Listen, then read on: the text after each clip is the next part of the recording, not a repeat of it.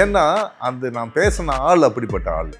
ஒரே ஒரு படம் தான் அந்த மாதிரின்னா, ஒரே ஒரு படம் தான் விக்ரம். நீங்கள் நிறைய வாய்ஸஸ் பேசியிருக்கீங்க, நிறைய ரெகக்னைஸ் ஆயிருக்கு, தெரிகிற மாதிரி இருந்திருக்கு. பட் பேசி தெரியாமல் இருந்து நீங்கள் ஃபீல் பண்ண ஏதாச்சும் ஒரு வாய்ஸ் இருக்கா? ஐயோ நான் கஷ்டப்பட்டு பேசினால தெரியலையே இது அப்படின்னு சொல்லிட்டு. ஃபீல்லாம் பண்ணல, ஆனால் இல்லை அது வந்து அச்சே கீழே விழுந்துட்டா மண்ணு தான் ஃபீல் பண்ணன்னு கூட சொல்லலாம். ஏன்னா அந்த நான் பேசின ஆள் அப்படிப்பட்ட ஆள். ஒரே ஒரு படம் தான் அந்த மாதிரின்னா, ஒரே ஒரு படம் தான் விக்ரம். விக்ரமில் வந்து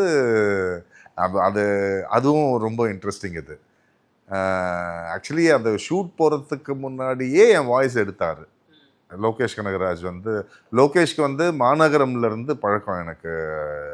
லோகேஷ் நம்ம அருண் அலெக்சாண்டர் இறந்துட்டார், என் ஃப்ரெண்டு, அவர் மூலமாக தான் பழக்கம். லோகேஷ்க்கு என் வாய்ஸ் ரொம்ப பிடிக்கும். ஸோ அந்த கதிரனை வச்சு இதை எடுத்துருன்னு ஒரு அசிஸ்டன்ட் கிட்ட சொல்லி ஃபஸ்ட்டே எடுத்துட்டாங்க. அப்புறம் ஷூட் போயிட்டு வந்துட்டு அப்புறம் வந்து கமல் சார் ஃபீல் பண்ணார், இல்லை அது கேரக்டர் நான் பேசினா தான் கரெக்டாக இருக்கணும். கமல் சார் பேசியிருக்காரு. என்ன சொன்னால் நம்ப மாட்டீங்க, ரிலீஸ்க்கு 2 நாளைக்கு முன்னாடி தான் ஃபைனல் எடுத்தாங்க. ஏன்னா கமல் சார்லாம் பேசி எடுத்துட்டு டபுள் லேயர்லாம் போட்டு பார்த்துருக்காங்க. அப்போ கூட வந்து எல்லாருமே தெரிஞ்சிருது. இப்போ கதையில் வந்து ஆக்சுவலாக வந்து இறந்துருவார் ஆள் ஆரம்பத்துலேயே.